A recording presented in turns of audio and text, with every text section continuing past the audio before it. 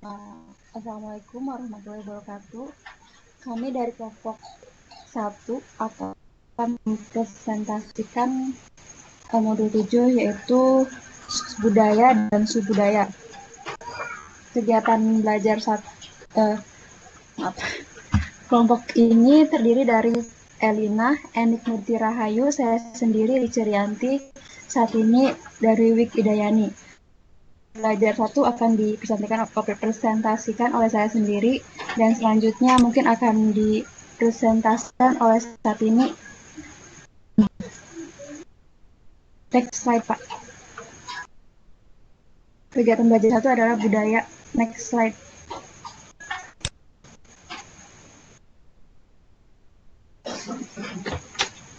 Yang pertama adalah budaya. Akan bagi masyarakat. Bahkan lebih jauh lagi, budaya adalah kepribadian dari individu masyarakat, maka ia tidak dapat lepas begitu saja dari apa-apa yang ada dalam masyarakat. Dalam konsumen, kita mengabaikan budaya, karena konsumen sebagai individu sedikit atau banyak dipengaruhi oleh apa-apa yang ada di dalam lingkungannya. Karena budaya perlu dipelajari agar studi yang dilaksanakan tidak penting. Studi hanya memerlukan penelitian tentang bagaimana karakter dari keseluruhan masyarakat, termasuk faktor-faktor seperti bahasa, pengetahuan, hukum yang berlaku, agama, makanan, khas, teknologi, pola, dan bukti-bukti yang lain membedakan masyarakat tersebut. Pengertian budaya. Tujuan dari di sini adalah mengetahui pengaruh budaya terhadap perilaku konsumen. Maka pendefinisian budaya atau kultur adalah akumulasi dari tradisi, norma, ritual, makna yang dianut oleh anggota-anggota dalam sebuah organisasi atau lingkungan masyarakat. Budaya adalah konsep yang krusial dalam memahami perilaku konsumen dan bahkan dapat dianggap sebagai kepribadian dari sebuah masyarakat. Dalam literatur lain, budaya didefinisikan sebagai jumlah total dari kebiasaan, nilai dan kepercayaan yang dipelajari yang mengarahkan perilaku dari seorang konsumen yang merupakan bagian dari sebuah masyarakat tertentu. Nilai dan kepercayaan ada pada definisi ini mengarah kepada perasaan dan prioritas yang terakumulasi dari individu terhadap sesuatu dan barang-barang yang dimilikinya. Lebih jelas lagi, kepercayaan terdiri atas sejumlah besar pernyataan mental dan verbal. Misalnya, saya percaya terhadap barang apa, yang merefleksikan pengetahuan dan penilaian khusus dari seseorang terhadap sesuatu, baik itu orang lain, sebuah produk, sebuah merek, atau sebuah toko. Nilai juga merupakan sesuatu yang dipercayai. Nilai berbeda dengan kepercayaan yang lain karena memiliki kriteria-kriteria berikut. 1. Jumlahnya relatif sedikit. Nilai berguna panduan tentang bagaimana perilaku sesuai dengan budaya. 3. Sifat bertahan lama atau sulit berubah. 4. Tidak terikat terhadap objek atau situasi yang spesifik. 5. Diterima secara luas oleh anggota-anggota dari masyarakat. Oleh karena itu, dalam pengertian umum, baik kepercayaan maupun nilai merupakan gambaran mental yang mempengaruhi sejumlah besar sikap attitude yang spesifik, di mana sikap tersebut mempengaruhi bagaimana seseorang bereaksi dalam sebuah situasi spesifik.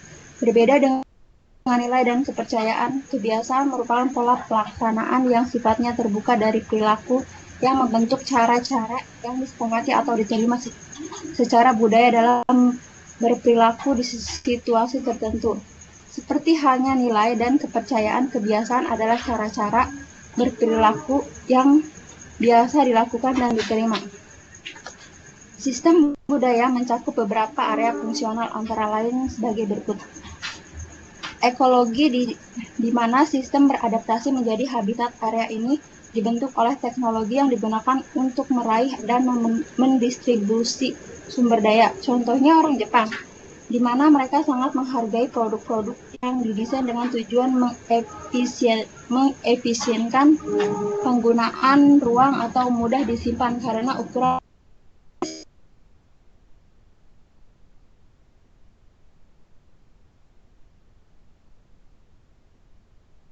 struktur sosial, cara di mana kehidupan sosial dibentuk.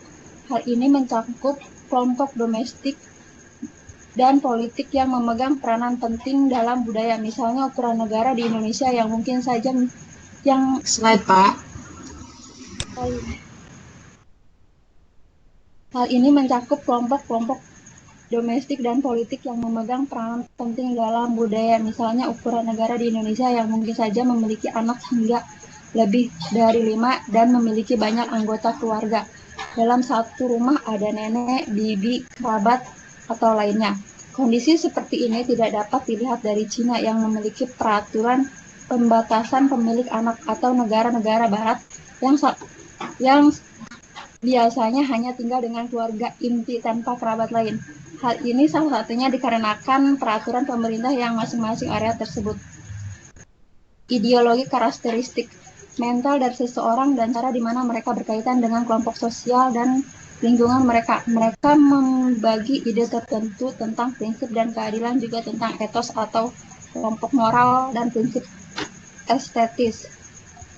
Walaupun tiap budaya berbeda, tetapi ada 4 dimensi yang muncul untuk menjelaskan perbedaannya. Yang pertama adalah power distance, hubungan interpersonal yang terbentuk karena adanya perbedaan kekuasaan. Yang kedua adalah uncertainty avoidance, tingkat di mana orang merasa terdapat situasi yang tidak pasti sehingga merasa terancam dengan adanya situasi yang tidak menentu tersebut.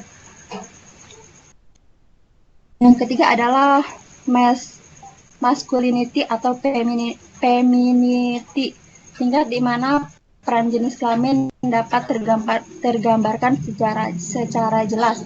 Misalnya di India, kaum wanita masih kurang peranannya dalam setiap keluarga yang dapat memiliki anak perempuan yang masih menganggapnya sebagai beban karena aturan-aturan adat yang berlaku terhadap perempuan. Misalnya mas kawin yang harus dibayar pihak perempuan untuk dapat menikah. Hal ini sangat kontras jika kita dibandingkan negara-negara yang lebih bebas aturannya, misal Amerika. Yang keempat adalah individualism, tingkat perbandingan nilai individu yang dengan kelompok. Contohnya orang Jepang sangat menjunjung tinggi nilai-nilai kelompok atau kolektivisme. Hal ini terlihat secara ekstrim dari penindasan terhadap anak-anak yang tidak memiliki kelompok atau dianggap melanggar pendapat orang-orang kebanyakan di sekolah. Next slide. Yaitu karakteristik budaya. Dalam studi tentang budaya, kita perlu perhatikan karakteristik budaya tersebut. Roden dan Dicta menyatakan bahwa ada 8 karakteristik budaya itu. 1. Budaya itu ditemukan invented. Budaya merupakan sesuatu yang ditemukan, maksudnya ditemukan bahwa budaya dapat dimulai oleh seseorang atau hal yang dimulai oleh seseorang tersebut atau kelompok tersebut akhirnya menjadi sesuatu yang diulang-ulang dan diyakini banyak orang dan menjadi budaya. Yang kedua adalah budaya dipelajari. Tidak seperti karakteristik biologis, warna rambut, jenis kulit, dan lain-lain yang sesuatu yang dipelajari. Pada umur-umur awal, kita mulai mendapatkan satu set kepercayaan, nilai, kebiasaan yang membentuk budaya dari lingkungan sosial kita. Pada anak-anak, proses ini pembelajaran dapat lewat mainan atau permainan yang mereka mainkan. Ketika mereka memainkan permainan tersebut, mereka juga sekaligus berlatih pelajaran-pelajaran penting tentang budaya. Para antropolog telah mengidentifikasikan 3 jenis proses pembelajaran budaya, yaitu proses-proses yang disebut formal learning, informal learning, dan technical learning. Formal learning terjadi ketika orang-orang dewasa atau saudara-saudara yang lebih tua dalam sebuah keluarga mengajarkan bagaimana cara berperilaku kepada anggota keluarga yang lebih muda. Informal learning dilakukan ketika seorang anak belajar dengan cara menirukan perilaku dari orang-orang tertentu. Misalkan keluarga, teman, atau tokoh yang ada di TV. Dan technical learning terjadi ketika seseorang guru dalam sebuah lingkungan pendidikan mengarahkan kepada anak-anak tentang apa yang harus dilakukan, bagaimana melakukannya, dan kenapa hal tersebut harus dilakukan. 3. Yaitu budaya diyakini dan disebarluaskan secara sosial. Untuk dapat memiliki pengaruh yang kuat dalam sebuah masyarakat, budaya harus diyakini dan disebarluaskan oleh banyak orang dalam masyarakat tersebut. Agar proses penyebaran keyakinan ini dapat berjalan dengan baik, bahasa memegang peranan yang sangat penting. Selain itu juga, berbagai institusi sosial di dalam masyarakat yang menyebarkan elemen-elemen budaya menjadi penyebaran budaya menjadi kemungkinan. Yang keempat adalah budaya serupa tapi tidak sama. Ada elemen-elemen yang ada pada setiap budaya antara lain memasak, pendidikan, keluarga, pemerintahan, bahasa, hukum, musik, dan ritual agama. Namun dari elemen-elemen ini ada banyak variasi dan perbedaan antara masyarakat yang satu dengan masyarakat yang lain. Contohnya, makanan pokok di masyarakat yang berbeda bisa jadi berbeda pula. Misalnya roti yang merupakan makanan pokok di negara-negara barat seperti Amerika atau Inggris tidak menjadi makanan pokok di negara Asia, seperti orang-orang Asia mengkonsumsi nasi sebagai makanan pokok mereka. Yang kelima adalah budaya memuaskan kebutuhan diulang-ulang secara persisten. Budaya merupakan sesuatu yang menyenangkan dan memuaskan kebutuhan manusia merupakan makhluk yang secara alami memerlukan petunjuk dan panduan. Sementara budaya menyediakan aturan, arahan, dan panduan bagi manusia. Maka budaya merupakan jawaban dari kebutuhan akan petunjuk dan panduan tersebut. 6. Budaya bersifat adaptif. Untuk dapat terus memuaskan kebutuhan manusia terhadap arahan dan panduan budaya harus secara kontinu berevolusi. Oleh karenanya ketika sebuah budaya tidak lagi memuaskan kebutuhan dari anggota-anggota dalam masyarakat, maka budaya tersebut termodifikasi atau tergantikan sehingga dihasilkan budaya yang sesuai dan kebutuhan masyarakat yang ada di masa sekarang. Dengan alasan ini pula, seorang pemasar harus senantiasa memonitor lingkungan sosial budaya yang ada sehingga dapat memasarkan produknya secara efektif. 7. Budaya terorganisasi dan terintegrasi. Budaya merupakan sesuatu yang terorganisasi karena budaya merupakan satu set arahan yang senantiasa diturunkan dan dibagi kepada berbagai orang. Agar dapat tersebar dengan baik, maka ada organisasi tentang cara penyebaran dan institusi yang menyebarkan telah dijelaskan dan di poin sebelumnya. Integrasi jelas terlihat antara institusi, elemen-elemen, dan individu yang menganut budaya. 8. Budaya itu dasar aturan atau preskripsi. Seperti yang telah dijelaskan dalam definisi budaya menurut Chipman dan Kanut bahwa budaya mengarahkan individu. Lebih jauh lagi, budaya memuaskan kebutuhan manusia terhadap arahan dan panduan dalam melaksanakan aktivitasnya dalam masyarakat. Oleh karena fungsinya, banyak aturan yang didasarkan dari budaya yang berlaku dalam sebuah masyarakat dan banyak aturan juga yang disesuaikan dengan budaya yang ada. Next slide, Pak.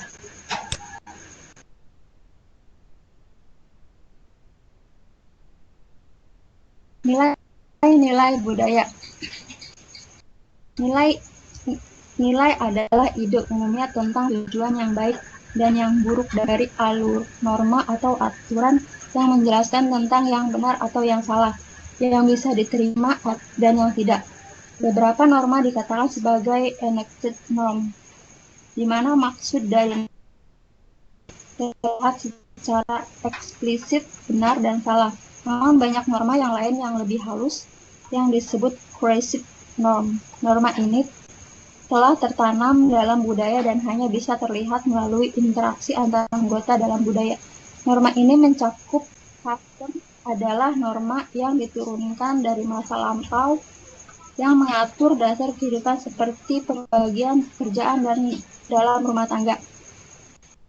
Yang kedua adalah more adalah custom dengan penyimpangan moral yang kuat, lebih sering melibatkan perilaku yang tabu atau larang seperti kanibalisme. Kejahatan makin sering bertemu dengan sanksi yang kuat dari anggota lain dalam masyarakat.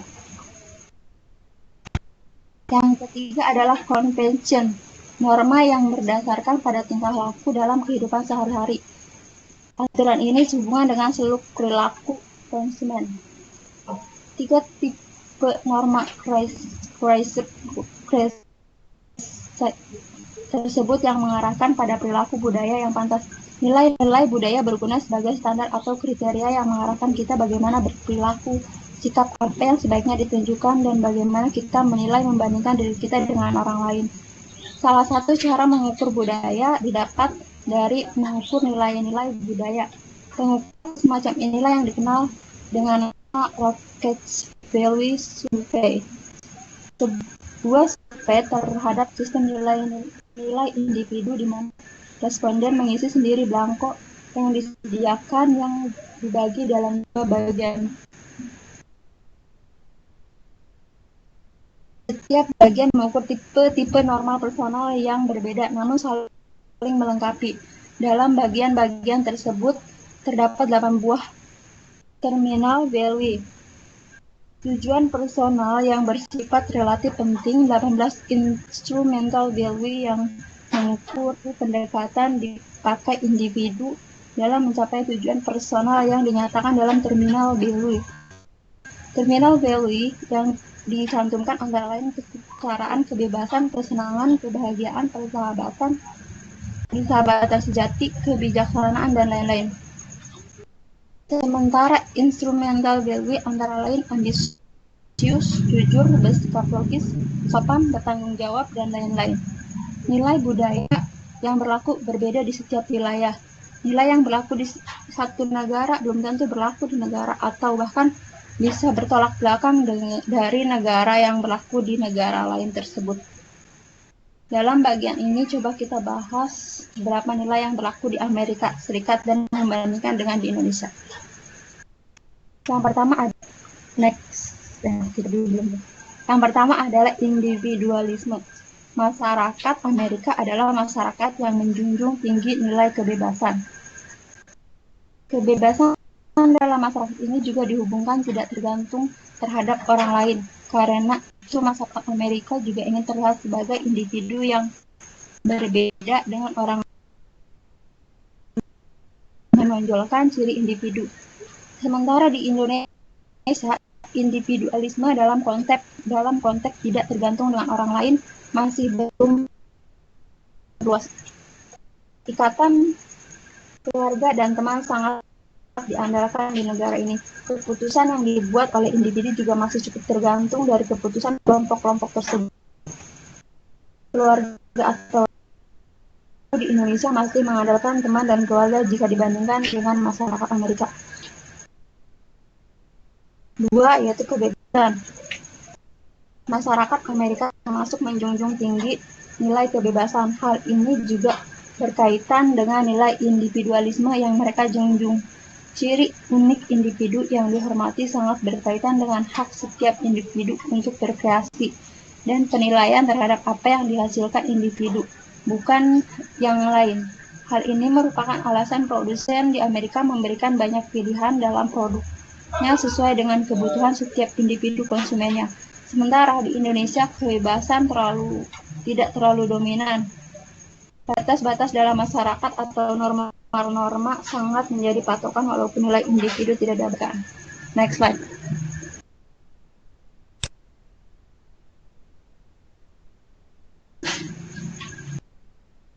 Selanjutnya adalah perubahan nilai-nilai budaya. Seperti yang telah dijelaskan dalam karakteristik budaya, budaya memiliki sifat adaptif.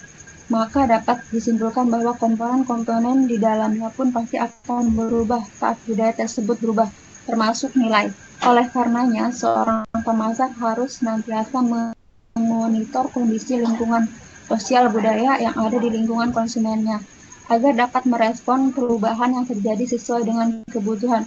Misalnya, dengan semakin meningkatnya jumlah ibu yang bekerja di luar rumah, membuat wanita memiliki peranan yang seimbang pengambilan keputusan-keputusan penting keluarga. Selanjutnya adalah pengaruh budaya terhadap perilaku konsumen. Dampak budaya bersifat alami otomatis sehingga terkadang pengaruh budaya terhadap perilaku konsumen cenderung tidak mendapat perhatian yang cukup. Misalnya ketika seseorang yang sedang melakukan penelitian konsumen menanyakan kepada orang-orang mengapa mereka melakukan tindakan tertentu. Mereka sering menjawab karena itu adalah hal yang harus dilakukan. Dari respon ini terlihat bahwa sebagian respon yang diberikan mendapat pengaruh budaya yang telah terintegrasi dalam diri kita sehingga menghasilkan jawaban seperti itu. Dan kita baru sadar bagaimana sebuah budaya telah terintegrasi dalam diri kita saat kita masuk ke dalam lingkungan budaya yang berbeda dan melihat reaksi kita yang berbeda dengan budaya yang berlaku. Namun penyadaran seperti itu kita jadi menghargai budaya yang lebih mempengaruhi diri kita. Mungkin pernyataan berikut dapat mewakili bagaimana budaya berpengaruh perilaku dari tiap individu konsumen. Pernyataan tersebut adalah dari pernyataan ini terlihat bahwa mempengaruhi konsumen dalam sudut pandang terhadap dirinya ada dan orang lain karenanya mempengaruhi dalam perilaku. Budaya sangat mempengaruhi bagaimana konsumen bereaksi atau berperilaku terhadap produk atau inovasi tertentu. Misalnya, negara dengan tingkat uncertainty avoidance yang tinggi akan memerlukan waktu yang lama dalam mengadopsi produk baru, apalagi produk umum dari budaya mereka. Misalnya, teknologi pembayaran online atau sangat lambat diadopsi di Indonesia. Secara umum, perilaku penyerapan produk baru, adopsi produk dapat dikategorikan ke dalam hal-hal berikut. 1. Innovators, 2. Early adopters, 3. Early majority, 4. Late majority, dan 5. Laggard. Kategori ini didasarkan pada tahap mana dari siklus hidup produk tersebut adopsi. Inovator mengadopsi produk saat produk masih di tahap awal dari tahap introduction atau pengenalan. Sementara para early adopter mengadopsi produk di saat produk berada di antara tahap akhir, tahap introduction atau perkenalan. Orang-orang yang disebut early majority mengadopsi produk saat produk tahap growth. Di sisi lain, late majority mengadopsi di tahap maturity atau kedewasaan. Dalam terakhir, orang-orang yang termasuk kategori laggard baru mengadopsi produk saat sudah memiliki tahapan penurunan atau decline karena kategori mana yang dominan dalam sebuah negara sangat dipengaruhi oleh budaya yang berlaku dalam negara tersebut. Selanjutnya akan dipresentasikan oleh Satini.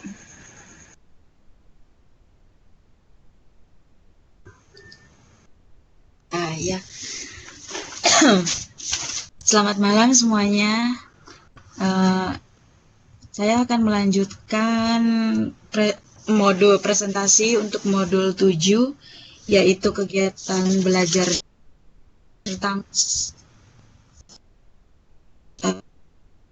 dengar Pak? Ya. kegiatan belajar 2 yaitu tentang subbudaya. Sebelumnya tentang budaya tadi sudah dijelaskan oleh Mbak Rianti bahwa budaya itu konsepnya sangat krusial, artinya itu yang sangat rumit untuk diidentifikasi karena di dalamnya itu termasuk dari sistem agama, politik, adat istiadat, terus apalagi pakaian, bangunan, mungkin karya seni, sangat banyak dari budaya tersebut. Nah, dalam kegiatan belajar 2 ini kita akan membaginya menjadi beberapa sub dari budaya itu untuk patokan sebagai segmen pasar. Yang pertama yaitu pengertian subbudaya. Subbudaya adalah grup budaya dalam cakupan berbeda yang menggambarkan segmen yang teridentifikasi dalam masyarakat yang lebih besar atau sebuah kelompok budaya tertentu berbeda yang hadir sebuah segmen dalam sebuah masyarakat yang lebih besar dan kompleks. 2 elemen profil budaya yang ada dalam masyarakat atau negara. Yang pertama ada elemen kepercayaan, nilai, dan kebiasaan yang unik yang ada dalam anggota dari subbudaya tertentu.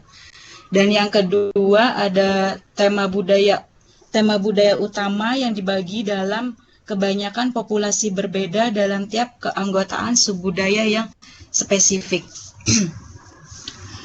Menurut next slide.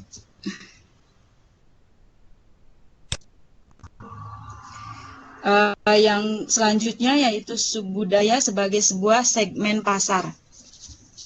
Dalam buku Consumer Behavior karangan Skifman dan Canuck tahun 2004, subbudaya yang penting untuk diperhatikan adalah subbudaya kewarganegaraan, agama, lokasi geografis, ras, usia, dan jenis kelamin.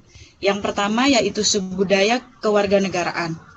Kewarganegaraan adalah acuan subbudaya yang penting yang memberikan bimbingan nilai yang mereka anut dan apa yang mereka beli. Hal ini benar apabila dilihat dalam populasi suatu negara seperti Amerika Serikat yang menarik orang dari berbagai kewarganegaraan dari seluruh dunia. Saat bersentuhan dengan perilaku mengonsumsi seseorang, maka kebanggaan akan kebudayaan lama akan mempengaruhi seseorang seperti dalam mengonsumsi makanan etnik, perjalanan pulang kampung, dan pembelian barang antik budaya. 2 ada subkeagamaan. Anggota dari seluruh kelompok beragama dalam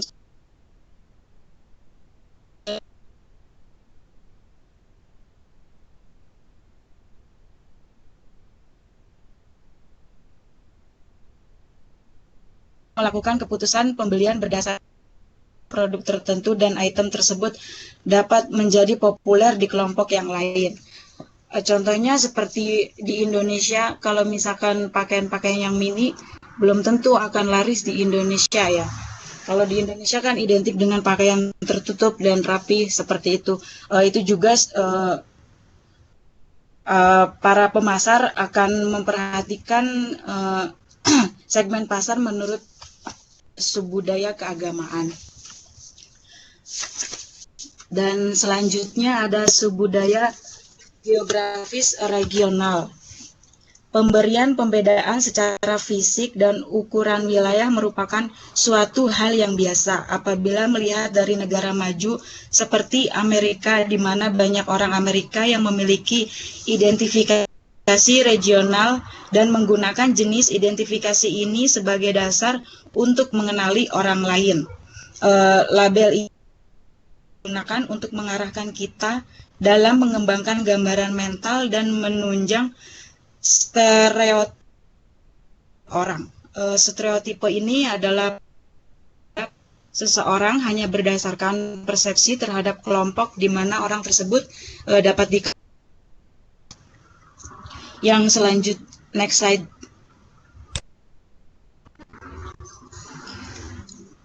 Selanjutnya yaitu ada subbudaya ras dan etnik. Subbudaya etnik merupakan kelompok yang terbentuk dengan sendirinya di mana konsumen disatukan karena kesamaan budaya atau ikatan genetis karena keturunan. Saat merumuskan strategi pemasaran merupakan suatu hal yang tidak bisa dielakkan untuk melakukan penekanan terhadap ras atau etnis tertentu, karena unsur pasar etnis minoritas mereka akan lebih bisa menerima informasi apabila juru bicara produk yang digunakan berasal dari kelompok mereka. Hal ini dapat dibedakan, ada beberapa perbedaan dalam berkomunikasi. Hal ini dapat dibedakan menjadi high context culture dan low context culture. Dalam high context culture ini, anggota kelompok akan lebih mudah dipengaruhi melalui kata-kata yang diucapkan, bahasa tubuh, dan simbol daripada menggunakan pesan tertulis.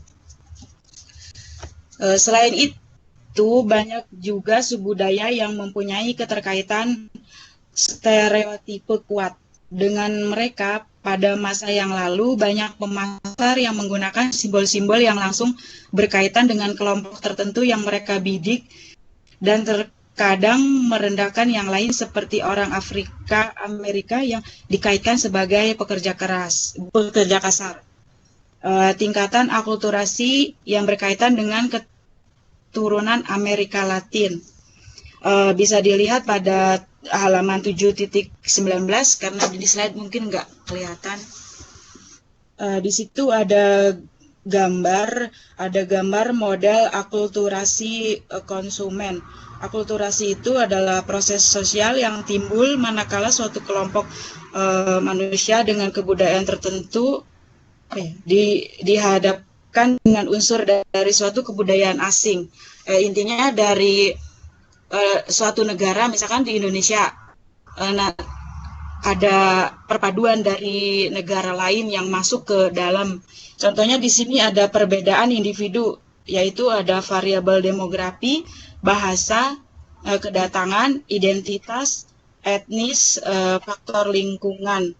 Dari perbedaan individu tersebut, di sana ada budaya asal dan perpindahan budaya. Nah, budaya asal itu ada keluarga, teman, media, institusi, komersial, pendidikan, agama, dan dari perpindahan budaya di sana dapat ada family, ada teman, ada institusi, komersial, pendidikan, agama, dan dari kedua budaya asal dan perpindahan budaya ini, maka di sana akan ada proses akulturasi konsumen. Di sana ada movement, ada translation, ada adaptation. Dan selanjutnya dari kedua budaya tersebut, perpaduan dua budaya tersebut, maka di sana akan ada hasil dari hasil akulturasi konsumen tersebut, yaitu akan membentuk yang pertama asimilasi. Asimilasi ini adalah pembauran dua budaya bersama-sama dengan karakteristik hilangnya budaya asli yang membentuk budaya baru. Contohnya misalkan Mbak Nurul pertama suka tarian Bali, misalkan suka belajar tarian Bali. Nah, sedangkan di sana Mbak Nurul ketemu teman orang dari mana ya? Dari Amerika misalkan. Dari Amerika. Nah, orang Amerika tersebut dia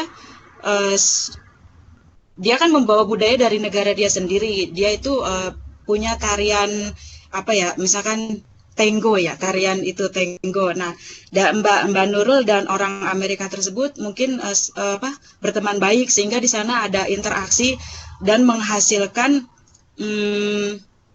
sebuah kebudayaan yang baru. Nah, lambat laun akan diterima dan diolah ke dalam kebudayaan sendiri tanpa menyebabkan hilangnya unsur kebudayaan kelompok itu sendiri.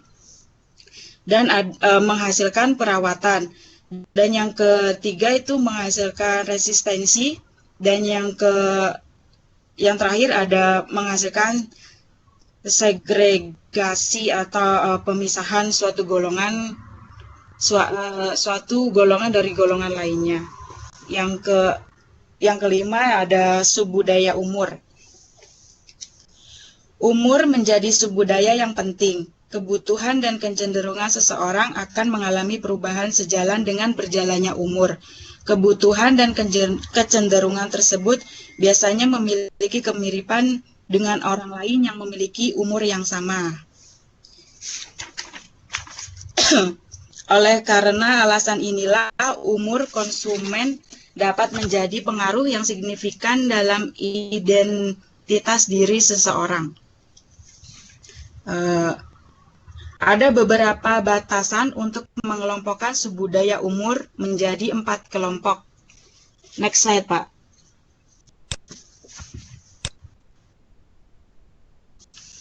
Ada beberapa batasan untuk mengelompokkan subbudaya umur menjadi 4 kelompok, mulai dari yang paling muda sampai yang paling tua. Generasi Y, generasi X, baby boomer, dan senior. Yang pertama ada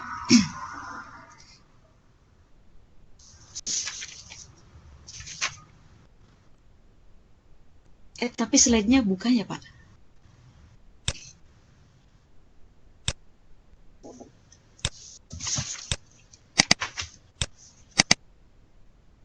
Belum, Pak, belum sampai situ.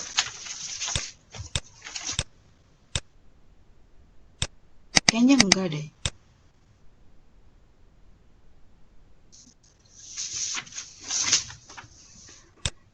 Belum sampai.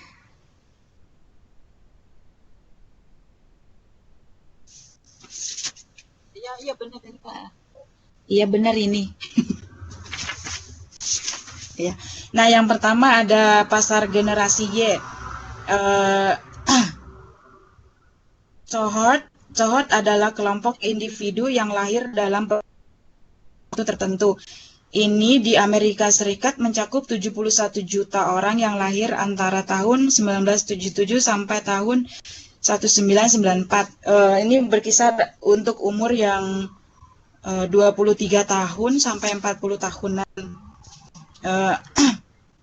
Anggota dari kelompok ini biasanya didefinisikan sebagai pragmatis, savvy, sosiali, peduli terhadap lingkungan, dan menerima tantangan. Generasi ini biasanya mencakup 20% dari total populasi yang ada. Proporsi orang pada generasi ini diramalkan akan meningkat 2 kali lipat di dekade selanjutnya. Pada masa remaja, tiap orang mengalami masa puberitas dan masa transisi menuju kedewasaan. Dan pada masa ini juga mereka berusaha mencari jati diri yang merupakan proses yang penting dalam kehidupan mereka. Dalam proses ini mereka diharuskan memilih aktivitas, teman, dan pakaian mereka. Hal ini berkaitan dengan penerimaan mereka di masyarakat. Konsumen dalam kelompok ini memiliki sejumlah kebutuhan mencakup pengalaman, kebersamaan, kebebasan, tanggung jawab, dan pengakuan dari orang lain.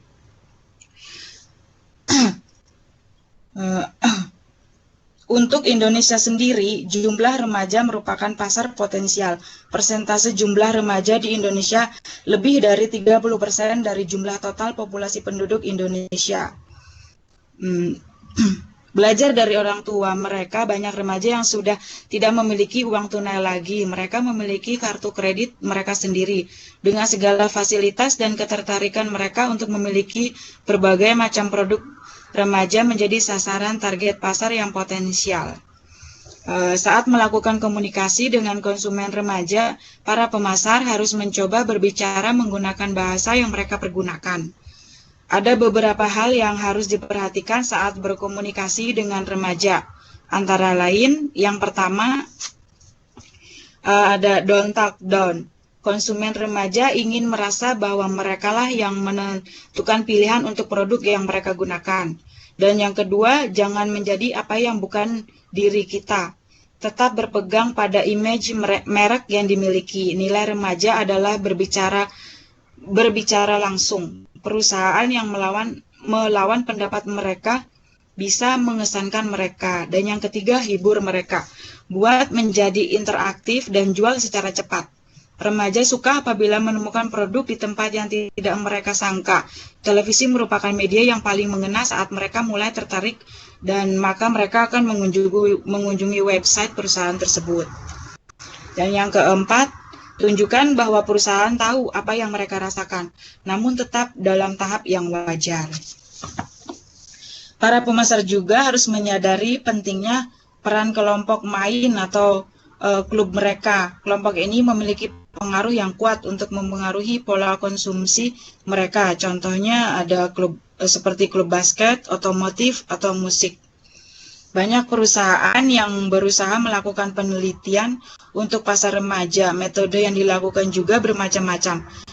Metode yang dipraktikkan mulai dari focus group discussion atau FGD, yaitu diskusi mengenai topik tertentu terbatas pada kelompok yang dipandu oleh seorang moderator, di mana anggota kelompok adalah remaja yang bertujuan untuk merekam kehidupan sehari-hari mereka beserta dengan komentar remaja di dalamnya sampai pencarian call hunter, mencari anak keren yang menjadi panutan dalam kelompok mereka.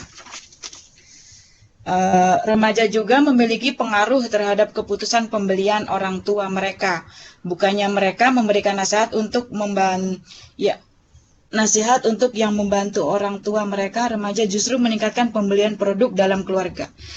Ini sudah jelas contohnya saya sendiri, dari orang tua yang tidak tahu tentang handphone Android ya. Sekarang karena saya di sini, orang tua di sana juga buat memudahkan komunikasi, maka saya sarankan untuk ibu saya untuk membeli handphone Android sehingga komunikasi lebih mudah ya, dan irit juga. Dan yang selanjutnya ada pasar generasi X. Kelompok umur yang lahir antara 1965 sampai tahun 1979, kurang lebih usia 38 sampai 52 tahun. Biasanya orang dalam kelompok ini tidak menyukai pemberian label, tidak terburu-buru untuk menikah, memulai keluarga, atau mendapatkan pekerjaan dengan jam kerja yang mengikat dengan gaji yang tinggi. Kepuasan kerja lebih mereka utamakan dibandingkan gaji yang tinggi. Para pemasar tidak terlalu fokus pada pasar ini. Hal ini diakibatkan oleh seringnya terjadi kegagalan pasar dalam kelompok ini. Dan selanjutnya pasar baby boomer. Kelompok yang lahir antara 1946 sampai tahun sekitar untuk umur 53 sampai 71 tahun kurang lebih. Kelompok ini biasanya merupakan konsumen yang memiliki motivasi. Kelompok ini juga lebih aktif dan memiliki ketahanan tubuh yang lebih baik daripada generasi sebelumnya. Mereka menikmati untuk membeli untuk diri sendiri, rumah dan apartemen mereka, dan untuk orang lain. Kelompok ini biasanya memang kelompok yang ditargetkan karena pertama, mereka adalah kelompok umur yang memiliki jumlah yang hidup sampai saat ini.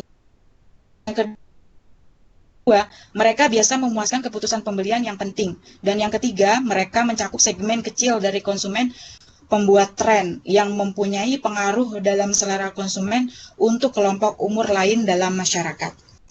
Selanjutnya ada konsumen yang lebih tua atau older consumer atau gray market. Pada tahun 2010 akan ada lonjakan penduduk senior di Indonesia. Di negara maju seperti Amerika Serikat akan memiliki sekitar 5 juta penduduk 50 juta jiwa penduduk senior. Terdapat 3 faktor yang mendorongnya pertumbuhan untuk populasi yang lebih tua. Pertama, menurunnya tingkat kelahiran. Yang kedua, bertambahnya umur segmen umur terbesar, baby booming. Yang ketiga, meningkatnya perawatan dan pelayanan kesehatan.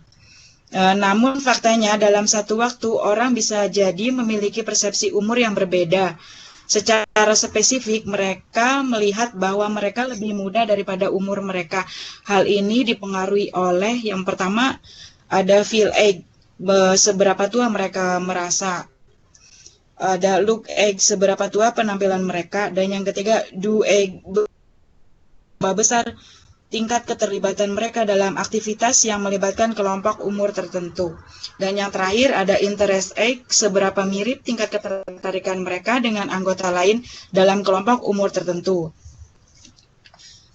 Bahkan generasi senior juga cenderung lebih banyak menggunakan uang mereka dibandingkan generasi lain, karena pada senior ini mungkin kayak semacam udah lanjut usia ya, dia tinggal menikmati hasil dari mudanya mungkin.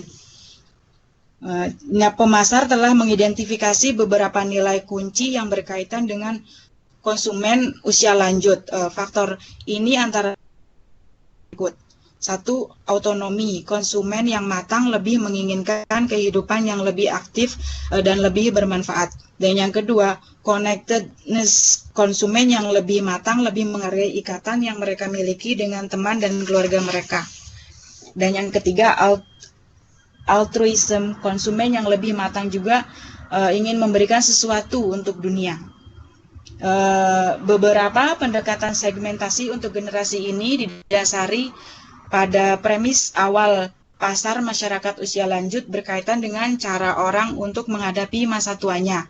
Social aging teoris berusaha mengerti bagaimana masyarakat menandai perbedaan peranan tiap orang dalam masyarakat.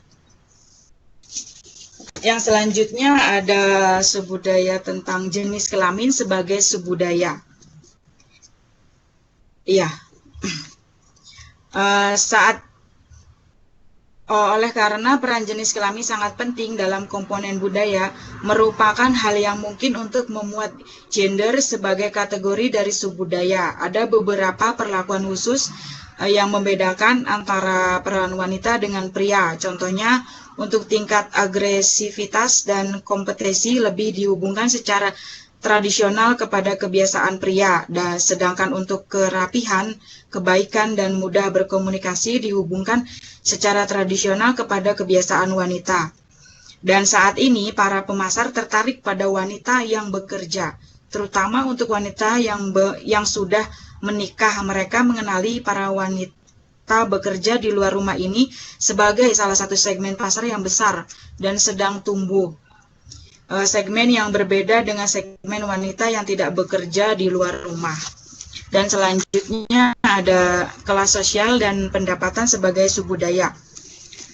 Di sini yang pertama ada universal pecking order. Merupakan suatu hal yang sangat umum jika terjadi pembagian strata atau kelas. Ada tingkatan yang memisahkan mereka antara kelas satu dengan yang lainnya. Kelas sosial juga mempengaruhi gaya hidup seorang dan seleranya. Ada keterkaitan antara tingkat pendapatan dengan gaya hidup dan selera. Orang yang berbeda dalam kelas sosial yang sama biasanya memiliki pekerjaan dan ketertarikan pada hal yang sama. Selain itu juga ada kecenderungan seseorang untuk menikah dengan orang yang memiliki kelas sosial yang sama. Selanjutnya ada social stratification. Fenomena stratifikasi sosial berkaitan dengan pembuatan divisi tertentu dalam masyarakat.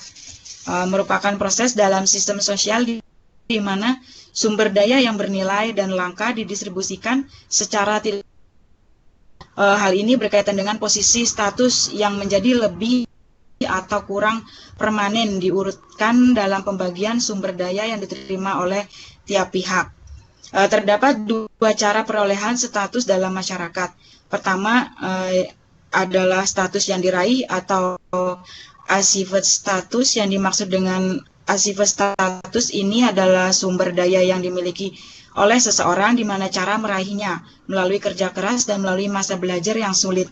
Sedangkan status yang lain karena orang cukup beruntung untuk mendapatkan sumber daya yang dimilikinya karena terlahir untuk mendapatkannya tanpa memerlukan usaha yang keras. Mungkin karena dari keturunannya ya, karena keluarganya kaya, jadi dia tidak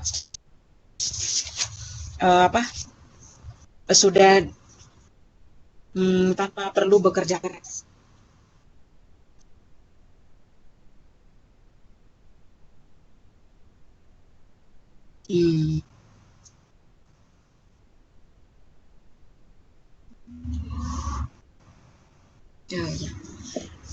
Dan selanjutnya ada komponen kelas sosial. Di sana terbagi menjadi beberapa. Yang pertama ada okupasional prestige, seberapa prestis atau bergengsinya kedudukan atau pekerjaan seseorang dalam masyarakat akan menentukan harga dari orang tersebut. Hierarki kedudukan ini masih stabil dari waktu ke waktu, dan dalam tiap masyarakat yang berbeda biasanya tetap berlaku hal yang sama. Tipe pengurutan ini mencakup dari pekerjaan bisnis dan profesional untuk tingkat atasnya, dan pekerjaan yang terletak di bawah mencakup pekerjaan kasar yang lebih fokus pada penggunaan tenaga seperti kuli angkut, tukang semir sepatu, dan sebagainya. Dan yang kedua ada income.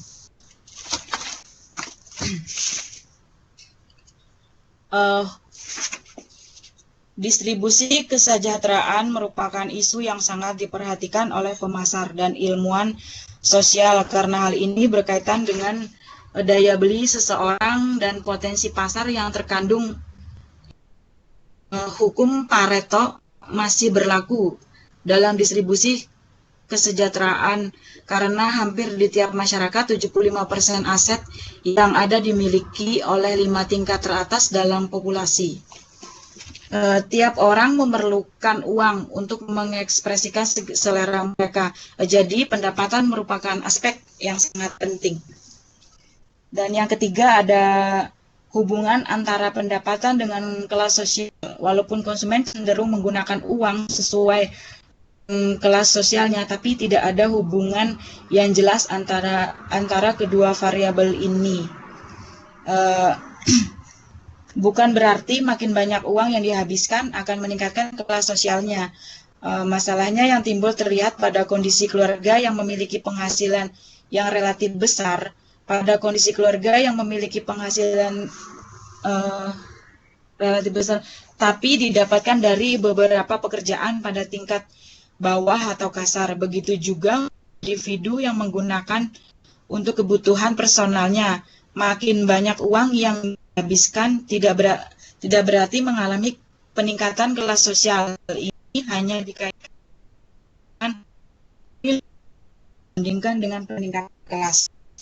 Hal berikut merupakan kesimpulan hubungan antara pendapatan dengan kelas sosial dalam masyarakat. Yang pertama, kelas sosial merupakan alat prediksi yang lebih baik dalam pembelian yang memiliki aspek simbolis, namun tidak berkaitan terhadap harga.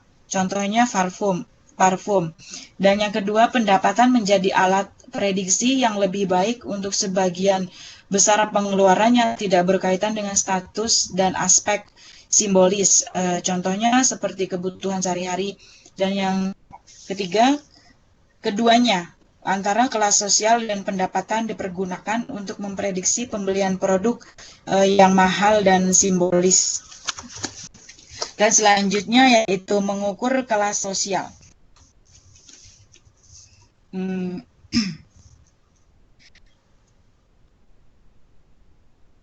Kelas sosial merupakan suatu hal yang cukup kompleks, maka merupakan hal yang sulit untuk mengukurnya. Pengukuran awal mencakup Index of Status Karakteristik yang dikembangkan pada tahun 1940-an dan Index of Social Position yang dikembangkan pada tahun 1950-an. Indeks ini menggunakan kombinasi dari berbagai macam karakteristik untuk mengidentifikasikan kelas. Untuk keakuratannya juga masih diperdebatkan oleh para peneliti. Sebuah studi mengklaim bahwa untuk tujuan segmentasi pendidik sebagai pengukuran status, para pekerja kerah biru atau manajer menengah dengan jenis pekerjaan yang lebih prestis dan pendapatannya lebih tinggi atau menyamai para pekerja kerah biru atau pekerja tingkat operator akan tetap dilihat sebagai pekerja. Fakta ini membuktikan bahwa kelas pekerja dan kelas menengah merupakan hal yang sangat subjektif. Jadi hal ini akan lebih pada pengidentifikasian seorang individu dibandingkan dengan kemampuan ekonomi seseorang. Tapi banyak masalah yang harus dihadapi dalam pengukuran kelas sosial. Masalah-masalah tersebut antara lain adalah adanya perubahan masyarakat. Hal ini menyebabkan terjadinya perubahan kelas sosial dalam masyarakat yang membuat skala pengukuran tidak lagi berlaku. Masalah lain yang muncul adalah sebagai berikut. Yang pertama, pengukuran cenderung dibuat untuk keluarga inti dalam masyarakat tradisional, yang dimana suami sebagai pencari nafkah dan istri sebagai ratu rumah tangga. Oleh karena itu, ada kebingungan yang terjadi apabila dalam satu keluarga terdapat dua sumber pendapatan. Zaman sekarang ya, sudah banyak ya, suami kerja, istri pun bekerja, mungkin itu jadi sulit untuk Dan yang kedua ada terjadinya peningkatan anonimitas dalam masyarakat. Sebagai contoh untuk metode reputasi di mana wawancara diadakan dengan seseorang dalam masyarakat untuk mencari reputasi dan latar belakangnya. Informasi yang didapat kemudian dicek ulang dengan pola interaksi antar orang dan menghasilkan pandangan yang lengkap tentang posisi seseorang dalam masyarakat. Namun hal ini tidak lagi mungkin bisa dipergunakan dalam masyarakat sekarang. Yang ketiga, masalah lain yang timbul dalam menentukan kelas sosial sekelompok orang adalah mereka mungkin tidak memiliki kesamaan dalam dimensi yang relevan. Seseorang bisa jadi berasal dari kelompok etnik tingkat rendah tetapi memiliki pekerjaan pada tingkat tinggi. Konsep status crystallization dikembangkan untuk menghadapi pengaruh perbedaan antara perilaku personal dengan perilaku sosialnya. Dan yang keempat, masalah yang terkait timbul apabila kelas sosial seseorang tidak sesuai dengan ekspektasi atau harapannya. Dan yang terakhir ada asumsi awal keluarga tradisional inti juga bisa menjadi masalah.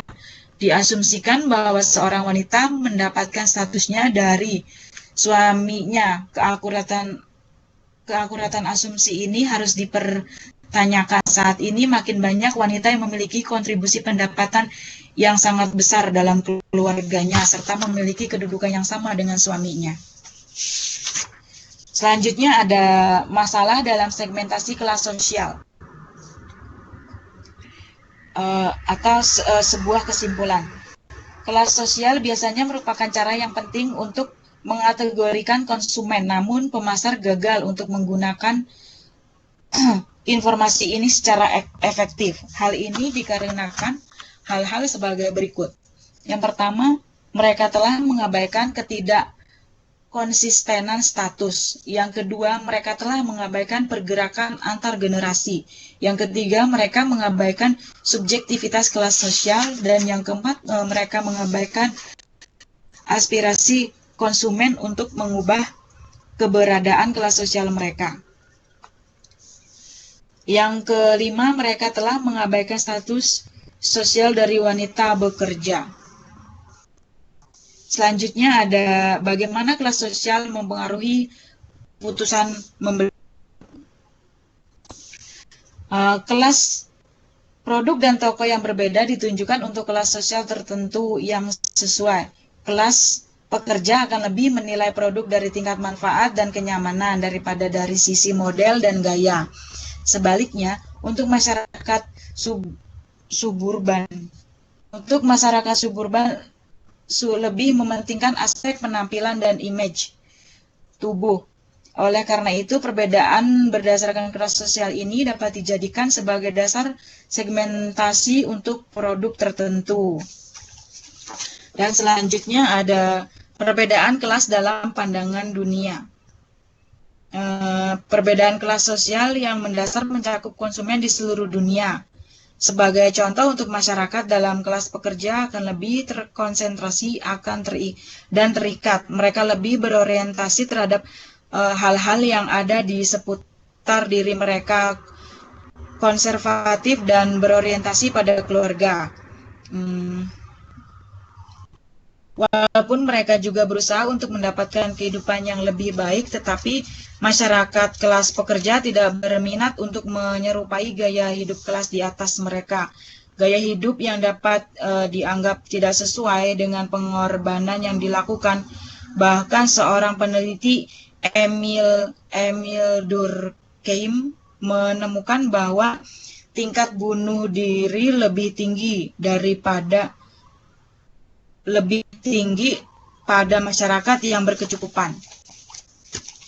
Selanjutnya ada budaya, selera, kode, dan modal budaya. Budaya selera membedakan orang dalam kecenderungan intelektual dan estetika seseorang. Konsep ini membantu untuk menemukan perbedaan dalam pilihan untuk mengonsumsi antara kelas sosial. Masyarakat kalangan atas dan menengah atas lebih suka menghabiskan waktu mereka di museum dan teater, sedangkan untuk kalangan menengah lebih suka menghabiskan waktunya untuk berkemah dan memancing. Pendekatan lain yang berfokus pada perbedaan kode atau cara untuk mengerti yang diekspresikan dan diinterpretasikan oleh konsumen juga digunakan untuk membedakan kelas sosial. Kode ini ditemukan berharga bagi para pemasar karena pengetahuan ini dapat membantu mereka mengomunikasi dengan pasar menggunakan konsep dan hal yang lebih mudah dimengerti dan dihargai oleh konsumen tertentu. Pemasaran yang berdasarkan pada perbedaan kelas dan menghasilkan pesan yang berbeda. Yang pertama, kondisi berbagai macam variasi kode kelas sosial.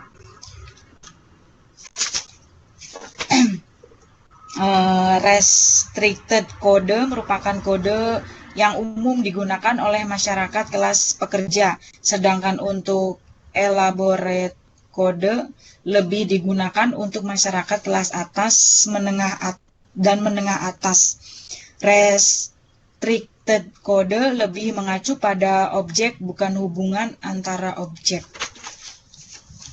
Sebaliknya, elaborate kode lebih kompleks dan berdasarkan pada pandangan yang lebih luas dan rumit.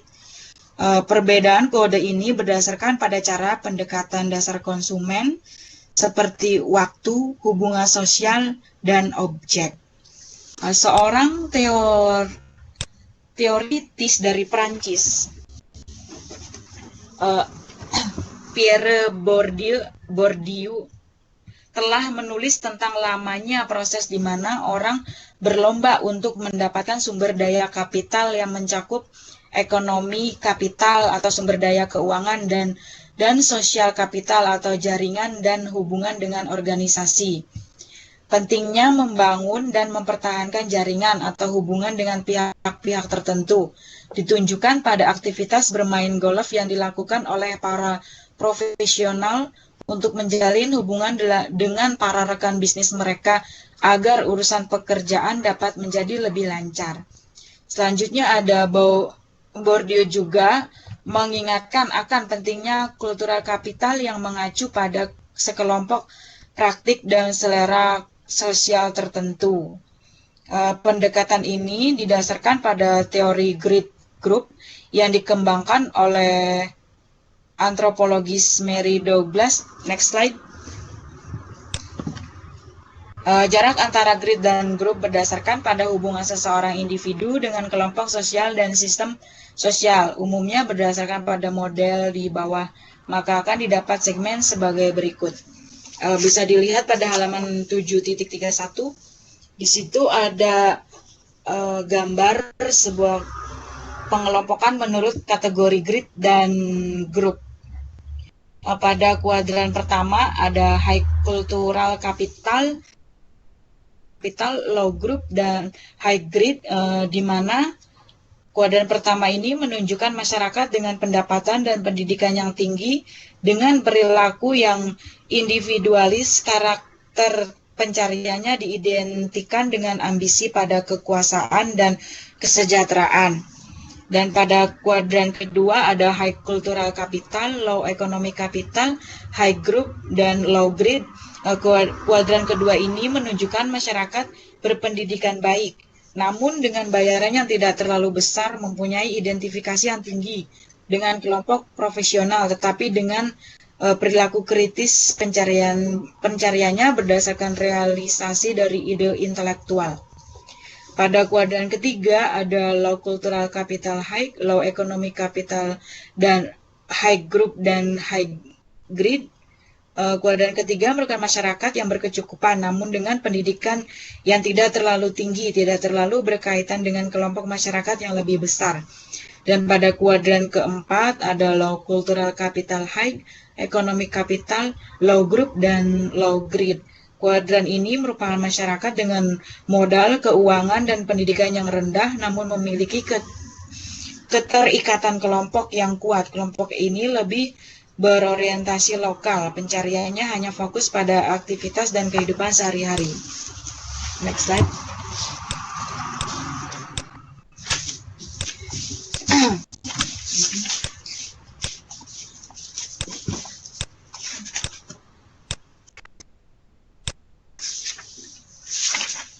Oh, belum next slide, Pak.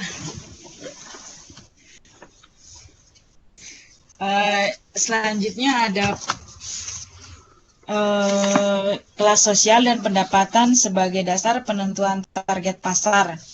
Yang pertama, menargetkan kaum lemah atau miskin.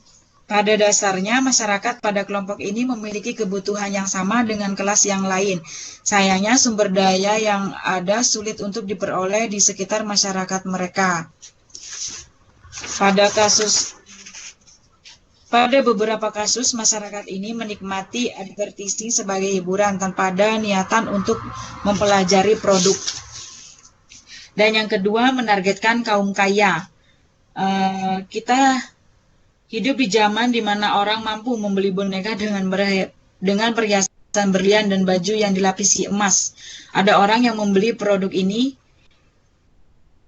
Banyak pemasar yang membidik pasar kalangan atas. Praktik ini tentu saja masuk akal karena konsumen pada kelas ini memang memiliki sumber daya untuk digunakan pada produk yang mahal, biasanya dengan laba yang tinggi. Namun merupakan suatu kesalahan apabila mengasumsikan siapapun yang memiliki pendapat yang tinggi harus dikelompokkan pada segmen yang sama.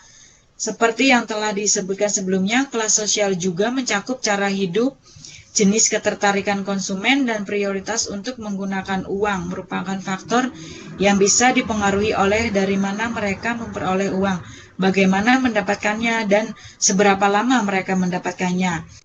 SRI Consulting Business, suatu perusahaan konsultan bisnis, telah membagi konsumen menjadi 3 kelompok berdasarkan perilaku mereka terhadap kemewahan. Yang pertama, kemewahan adalah fungsional, dan yang kedua, kemewahan adalah hadiah, dan yang ketiga, kemewahan adalah indulgence. Selanjutnya ada old money. Keluarga old money yang mendapatkan kekayaan berdasarkan keturunan. Nah, kelompok ini biasanya akan lebih menyembunyikan kekayaan yang mereka miliki. Konsumen pada kelompok ini juga biasanya cenderung menciptakan perbedaan di antara mereka berdasarkan keturunan daripada kekayaan yang mereka miliki. Dan yang selanjutnya ada the Nouveau Riches, kelompok yang menjadi sangat kaya karena kerja keras mereka. Umumnya mereka berasal dari masyarakat kelas bawah, kemudian menjadi masyarakat kelas atas karena usaha mereka. Pada The Nouveau Riches ini disebut juga sebagai orang kaya baru. Yang selanjutnya ada subbudaya. Seluruh konsumen secara simultan merupakan anggota lebih dari satu segmen subbudaya. Oleh karena alasan inilah, para pemasar harus dapat memilih bagaimana keanggotaan yang beragam dalam subbudaya memiliki hubungan untuk mempengaruhi perilaku konsumen dari konsumen yang telah ditargetkan. Strategi promosi seharusnya tidak lagi terbatas hanya pada anggota dari subbudaya tertentu. Dan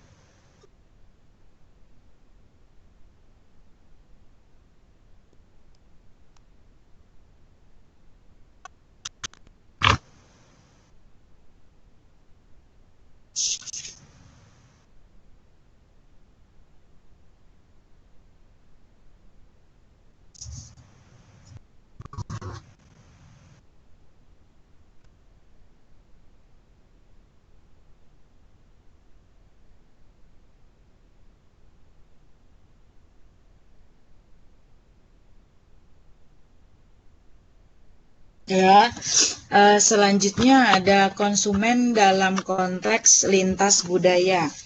Dalam konteks ini eh, menujunya pada multinasional ya. Multinasional didefinisikan sebagai global atau perusahaan global. Mengacu pada perusahaan yang bergerak secara global dan lokal. Perusahaan yang bergerak dalam pasar global memiliki kebutuhan untuk mengembangkan perencanaan pemasaran yang terpisah untuk tiap budaya atau penggunaan satu perencanaan pemasaran yang dapat diimplementasikan untuk tiap daerah atau negara.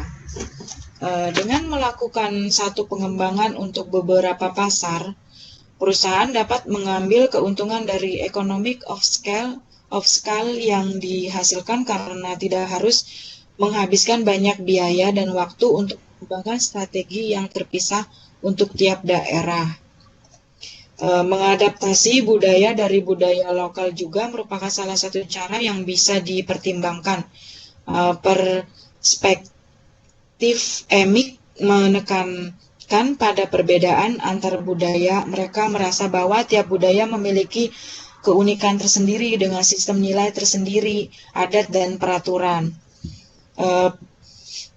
Strategi yang efektif harus mengerti perasaan dan kebutuhan dari budaya itu sendiri.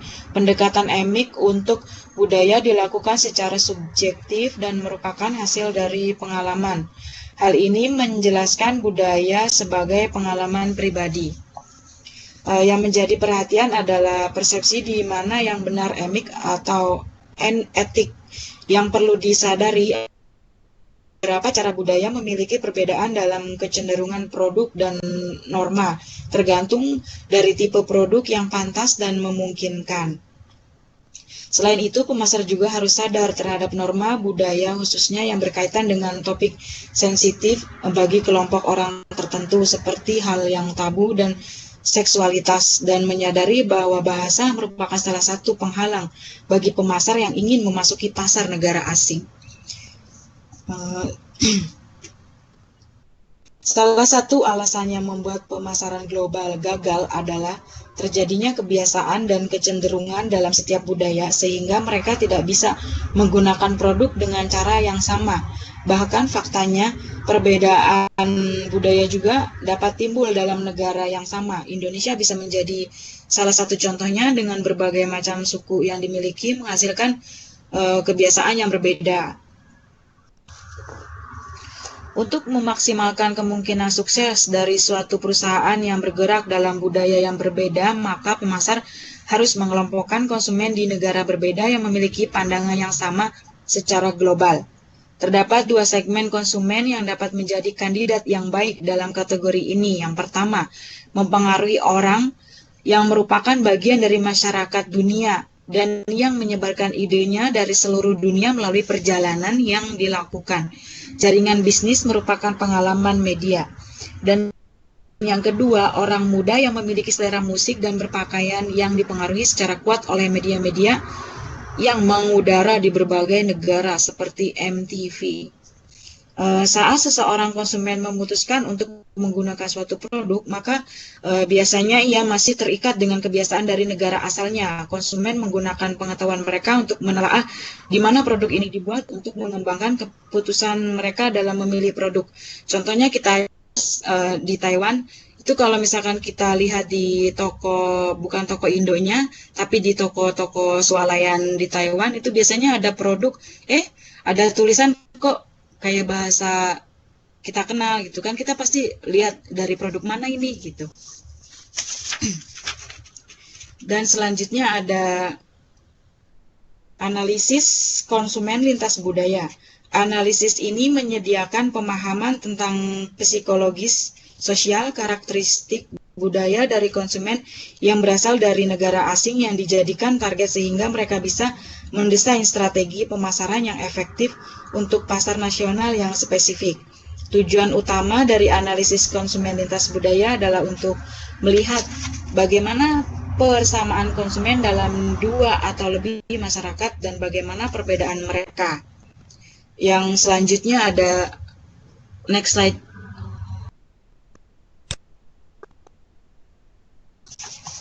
Yang selanjutnya ada lintas budaya dan subbudaya terhadap perencanaan pemasaran. Pengaruh lintas budaya dan subbudaya dapat dipengaruhi terhadap strategi pemasaran yang akan dibahas lebih pada strategi segmentasi dan 4P. 4P yaitu produk, price, place, dan promotion. Itu untuk perusahaan manufaktur biasanya. Kalau untuk jasa ada tambahan lagi, ada proses, ada physical environment dan people-nya. Yang pertama ada segmentasi psikografis lintas budaya. Penelitian psikografi global biasanya dilakukan untuk mengetahui perbedaan budaya penting bagi pemasar. Gaya hidup yang berbeda di suatu negara akan mempengaruhi perubahan dalam melakukan kegiatan-kegiatan pemasaran. Opini terhadap suatu keadaan membuat pemasar harus jeli memilih pesan yang tepat, yaitu yang sesuai dengan budaya negara. Kegiatan perjudian sebagai bagian dari gaya hidup tingkat atas di negara tertentu akan menjadi sesuatu yang melanggar hukum apabila diaplikasikan di negara lain. Yang kedua ada kesalahan pemasaran atau kegagalan untuk mengerti perbedaan. Yang pertama masalah produk. Masalah produk pemasar internasional biasanya menolak untuk menyesuaikan produk mereka agar sesuai dengan selera konsumen. Warna merupakan suatu variabel yang penting dalam pemasaran internasional karena bisa jadi dengan warna yang sama memiliki arti yang berbeda di tiap negara. Misalnya, warna biru di Belanda, warna ini memiliki makna simbolik memberi kehangatan, tetapi di Iran maknanya berubah menjadi adanya kematian, suatu makna yang saling berlawanan. Nah, yang kedua ada masalah promosi. Saat melakukan upaya komunikasi ke bagian yang berbeda di seluruh dunia, maka pesan yang disampaikan harus konsisten dengan bahasa dan kebiasaan yang berlaku dalam masyarakat yang menjadi target. Biasanya saat memasarkan secara internasional ada permasalahan luas dengan kelompok pelanggan yang berbeda. Misalkan pemilihan merek dan pemilihan pesan yang akan disampaikan. Kata clock sebagai masyarakat barat akan bermakna jam, yaitu kait dengan waktu. Akan Cina, bunyi ini mirip dengan kata dalam bahasa kematian. Sempat tanya clock itu sebagai kematian, katanya kan bahasa Mandarinya clock cung ya, jadi bilangnya sungcung itu. Sungcung itu kan berarti kayak mati gitu, mengantar mati gitu. Makanya kalau orang sana nggak boleh ngasih hadiah itu berupa jam. Iya, tadi sempat tanya ke nenek begitu gitu artinya, jadi nggak boleh. Iya. Terus yang masalah pemberian harga dan distribusi. Pemasar internasional harus menyesuaikan harga yang mereka dan aturan distribusi dengan kebiasaan dan keadaan ekonomi lokal karena permasalahan imigrasi. Contohnya aja kalau di Taiwan harga misalkan 500 NT akan dianggap hal yang murah gitu, harga yang murah untuk pakaian. Tapi kalau misalkan 500 NT itu di Indonesia itu udah dapat, ya kalau mau beli baju udah dapat banyak baju. Seperti itu contohnya. Uh, Sekian presentasi dari saya kelompok 1. Untuk pertanyaan mungkin akan dijawab oleh Pak Robert atau dan dilanjutkan oleh Pak Robert. Sekian, terima kasih.